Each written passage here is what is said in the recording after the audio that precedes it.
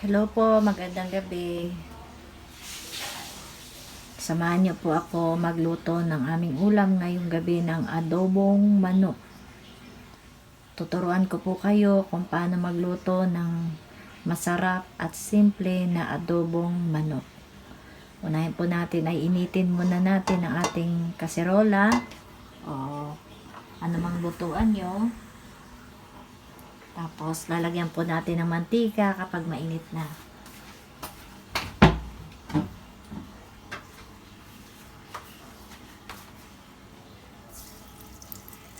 Ayan.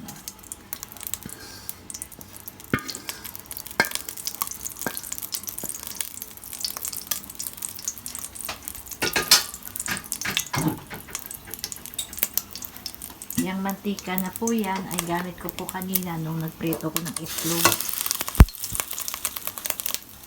Sayang kasi.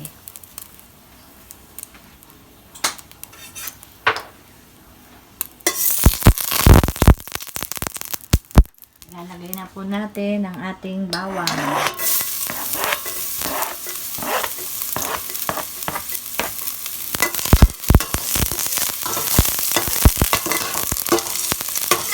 Sunod ang ating sibuyas.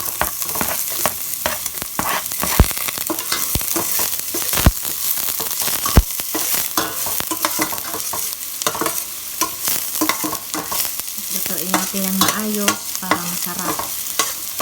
Lumabas ang kanyang aroma.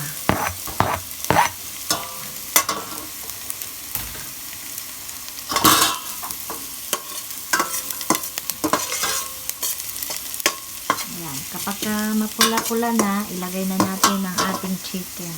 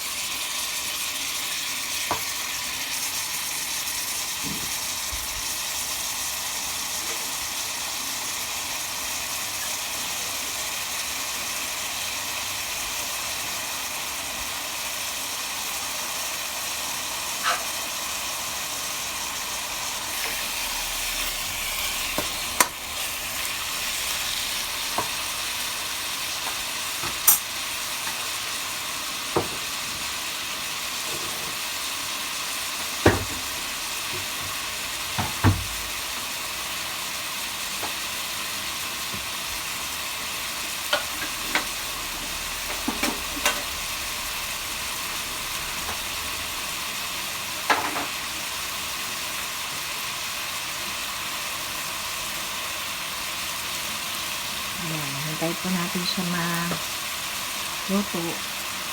Yan, medyo mamula-mula at nagmamantika ang ating mantika, ang ating manok.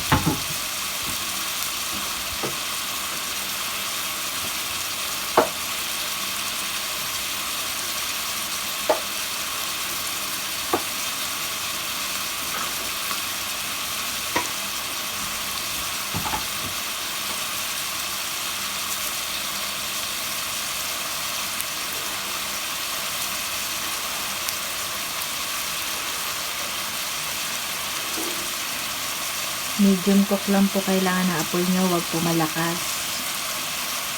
Para yung pinaka-juicy ng chicken ay lumabas. Hindi mabigla.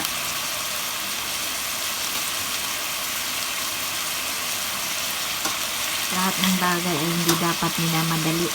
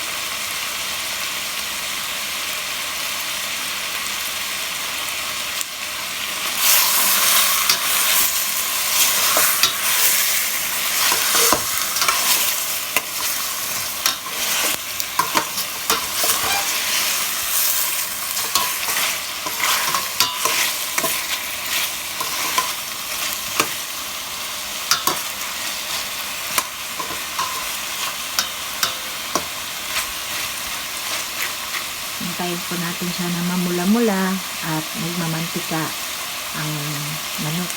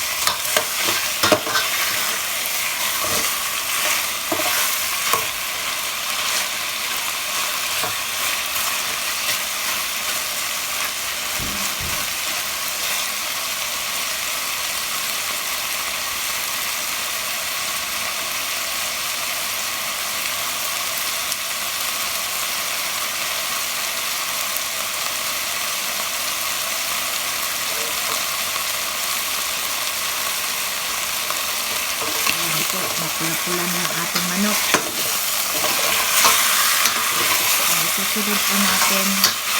Ang isusunod po natin ay ang half cup water.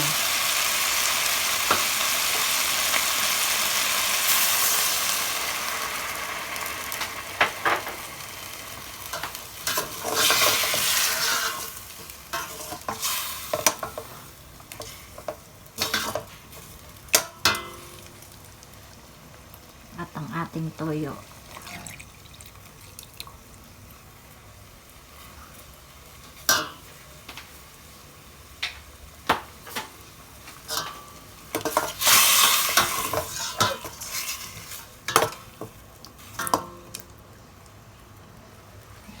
Magre-reduce po yan mamaya pa yung kanyang sabaw.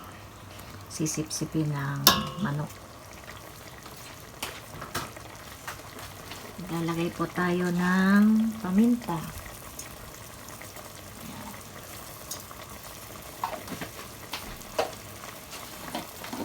Tsaka ng laurel. Ayan.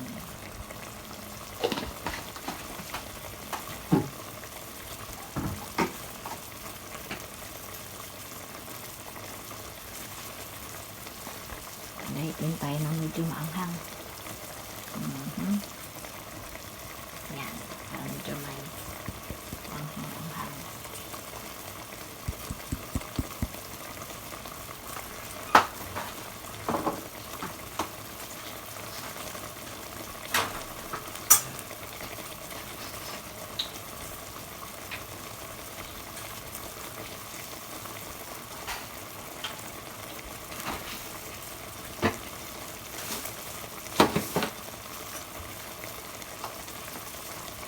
Ating suka. Anong nasa na tayo dito bago?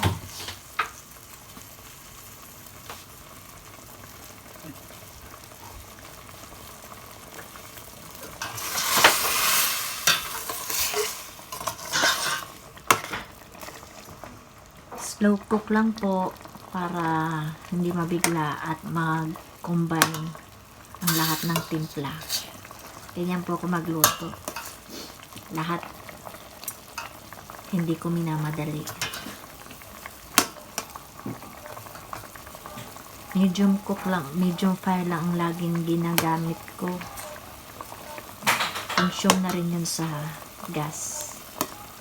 Kaya yung gas namin umaabot ng 2 buwan.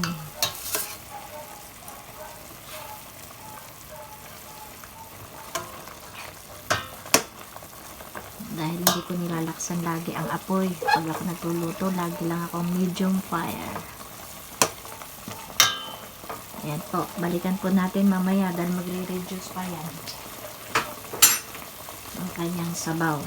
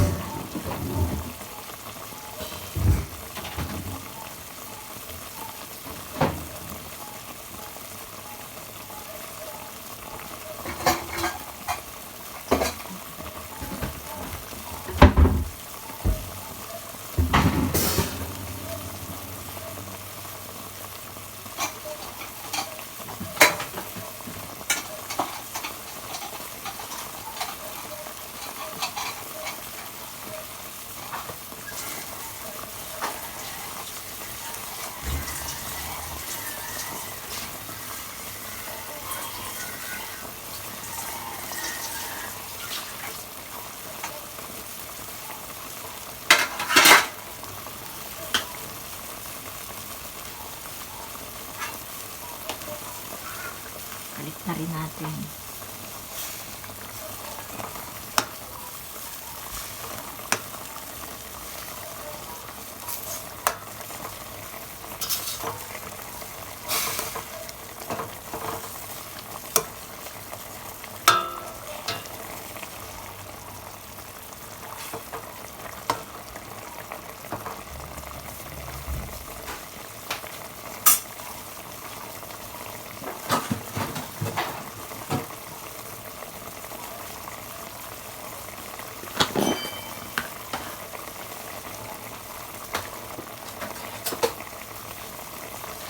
Lagyan natin ng konting asukal.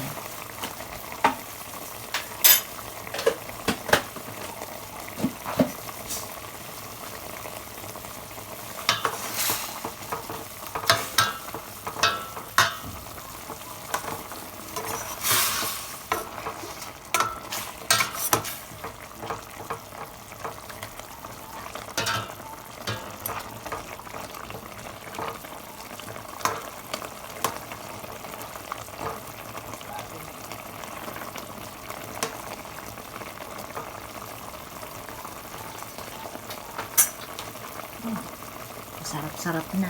Pero kailangan i-reduce natin yung sabaw. Pero ayoko ng tuyo na adobo. Kasi masarap yung may kunting sabaw. Pero depende sa ating mga gusto, di ba? Yung iba gusto yung tuyong-tuyo yung adobo. Pero kasi sa amin, Mga anak ko, gusto nila yung medyo may sabaw.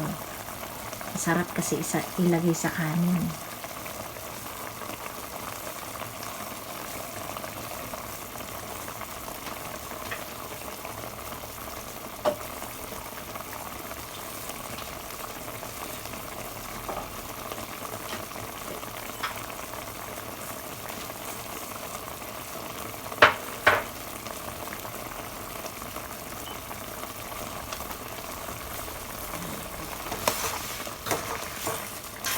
Lagyan ko lang ng konting betchin.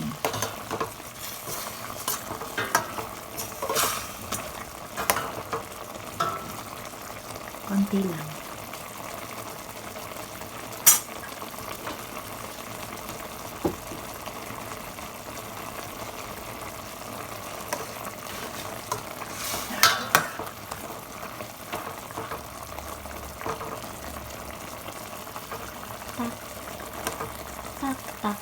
Tak, tak, tak, tak, tak.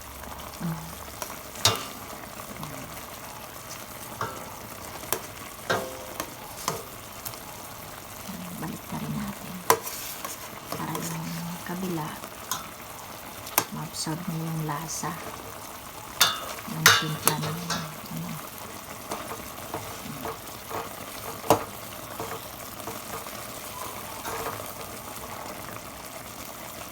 Yan.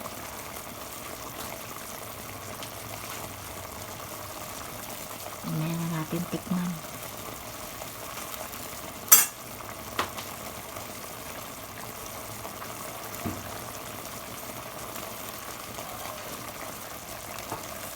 Bat.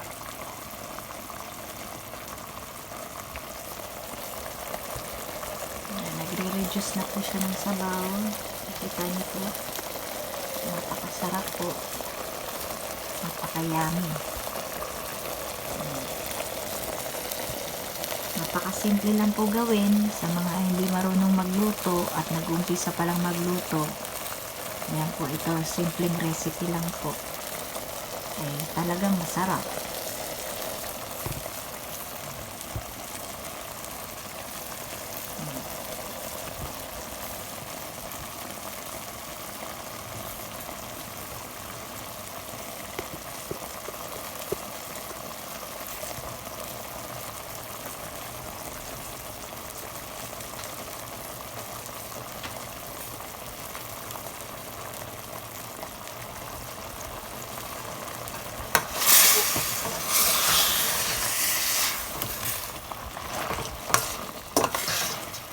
Ako po, hindi ako mahilig sa mamantika. Kaya kada ako magigisa, kakaunting mantika lang talaga nilalagay ko. Hayaan ko na lang yung meat na magmantika. Gaya ng manok, mamantika naman yung manok. Lumalabas naman yung mantika niya. Kaya ng pork. Hindi ako mahilig sa mantika. Dahil nag-iingat din tayo sa ating kalusugan.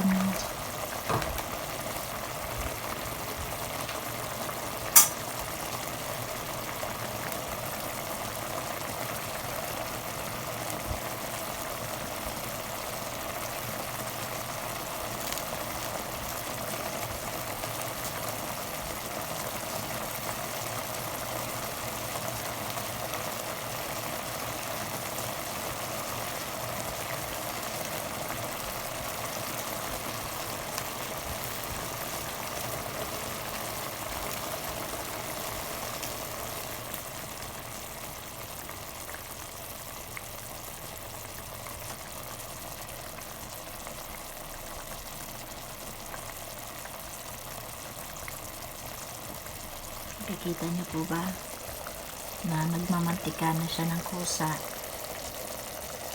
Konting na lang, maluluto na po yan.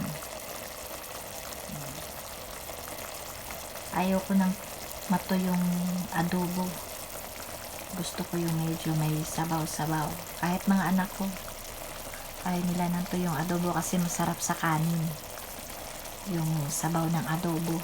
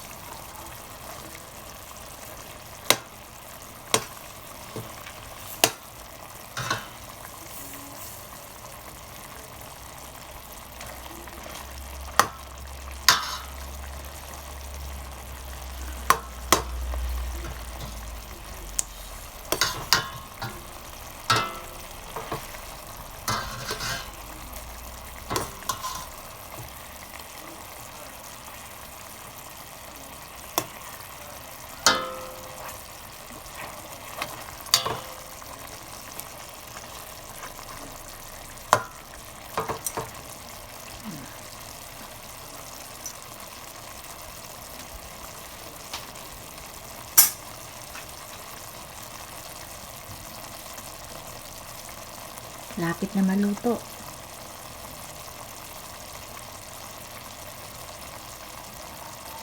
Ayan, witness niyo po kung paano lutuin ang adobo.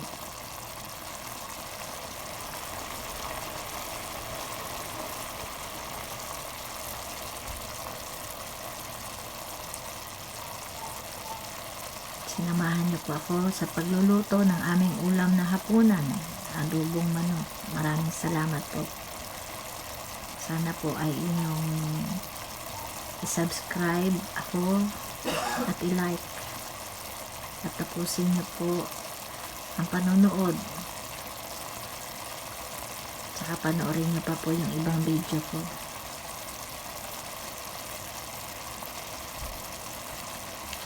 Maraming salamat po sa pagsuporta, sa pagpapanood, sa panonood ng aking mga video. Sana po ay makatulong sa inyo. Lalo na sa mga nag-uumpisa magluto. Ayan po, lumalapot na po. Ayan, malapot-lapot na siya. Lumalapot na po ang ating sabaw. Ayan. Malapot na. Yan yung masarap.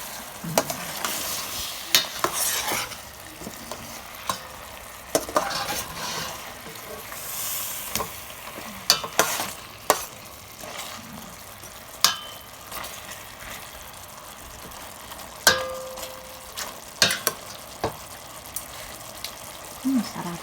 Saktong-sakto lang ang lasa. Hindi maalat, hindi matamis.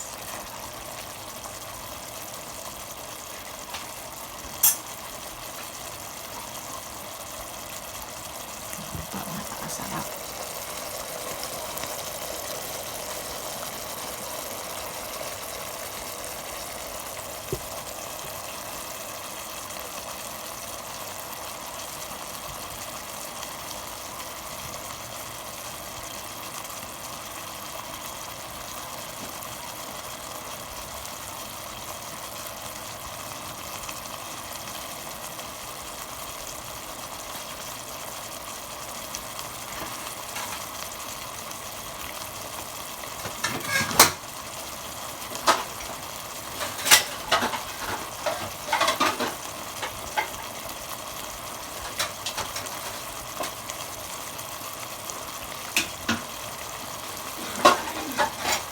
Ate, maglagay ka na ng plato dyan sa at kanin, kakain na tayo, pasuyo lang.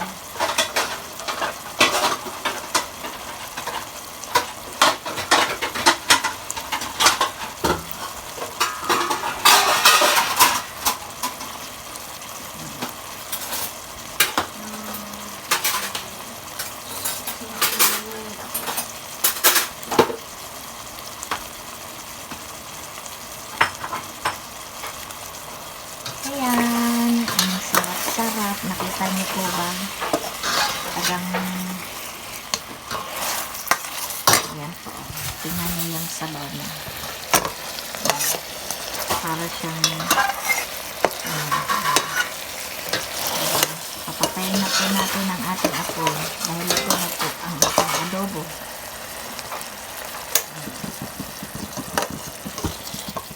Sa 30 minutes, naluto po natin siya. Ayan. Sa 29 minutes, ilang minutes? 25 minutes pala. Napakasarap.